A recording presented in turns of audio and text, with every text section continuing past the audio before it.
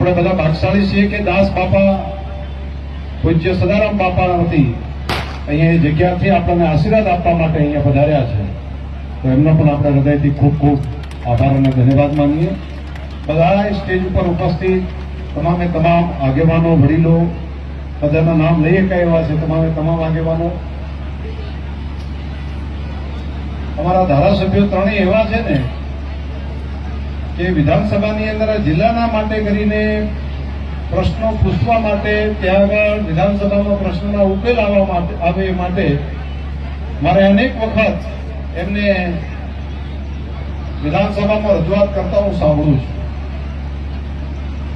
વિપક્ષમાં રહેલા હોય તો અમરતજી હોય તો એ ધારદાર રજૂઆત ત્યાં આગળ આ જિલ્લા માટે કરતા હોય, શાસક પક્ષમાં હોય તો માન્ય લવિંગજીભાઈ અને એ ત્યાં રજૂઆત કરતા હોય, નવા હોય તો સ્વરૂપજીએ આ વિધાનસભામાંથી સૌથી વધારે પ્રશ્નો પૂછી અને પ્રશ્નો ઉકેલ લાવવાનું કામ પણ કર્યું છે. એટલે વિધિવત રીતે હું ત્રણેય માન્ય ધારાસભ્યશ્રીઓને હૃદયથી અભિનંદન આપું છું કે પ્રજા માટે પ્રશ્ન એનો ઉકેલ લાવવા માટે ખાલી પ્રશ્ન પૂછવા એ પૂરતું નથી હોતું, પરંતુ પ્રશ્નની ઉકેલની દિશામાં આગળ કઈ રીતે વધવું.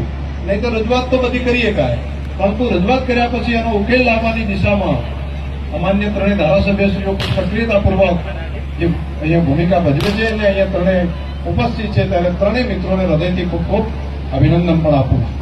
જે દીકરા દીકરીઓ પ્રભુતામાં પગલા પાડ્યા છે આજે, એમને હૃદયથી ખૂબ ખૂબ શુભાશીષ, શુભેચ્છાઓ અને સાથે એમના મા બાપને ધન્યવાદ ને અભિનંદન કે તમે સમાજના આંગણે આવી અને આજે દીકરા દીકરીઓના લગ્ન કરાવ્યા છે. આનાથી મોટું પુણ્ય બીજું ના હોઈ શકે.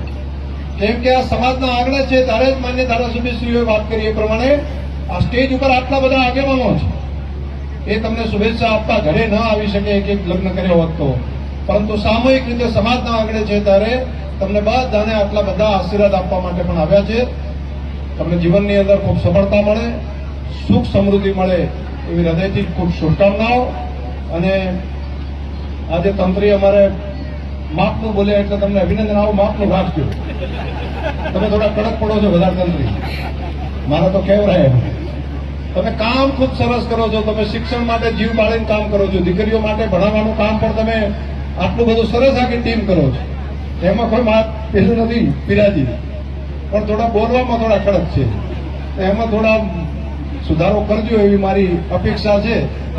થાય તો કરજો, બાકી હું તો તમને વિનંતી કરું છું, મારી તો ખાસ આગ્રહ કરી વિનંતી છે કે કંઈક કરો, આવું થોડો સુધારો કરશો ને. હોશિયાર માણસ છે, એમને યુરોપની વાત કરીને અમે બધી આખી ટીમ પહોંચી ગઈ હતી.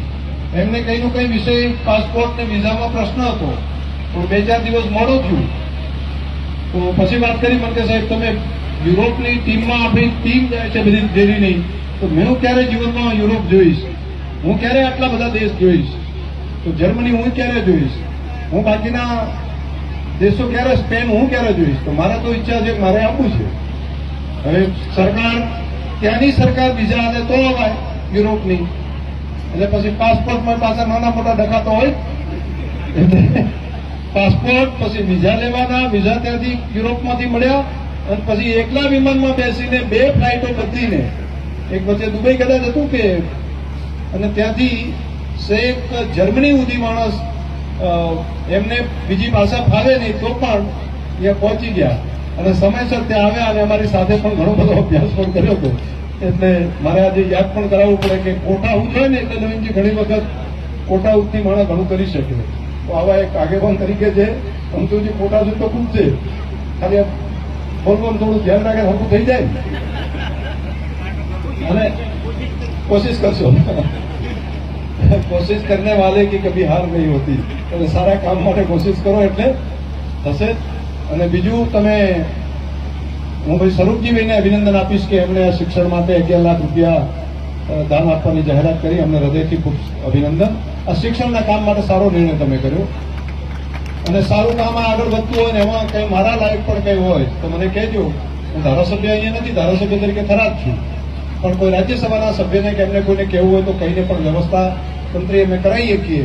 તો સમાજના પ્રમુખ, મંત્રી અને બધાને હું કહું છું કે એના કામમાં પણ અમારા લાયક કંઈ હોય તો અમને કહેજો, તો પુણ્ય તો પુણ્ય પાંખડી અમે મદદ કરાવી શકશું. આ સારું કામ છે એટલા માટે બધાએ શિક્ષણના કામમાં મદદ કરવી પડે. તમને બધાને હૃદયથી ખૂબ ખૂબ શુભેચ્છાઓ, ખૂબ ખૂબ અભિનંદન.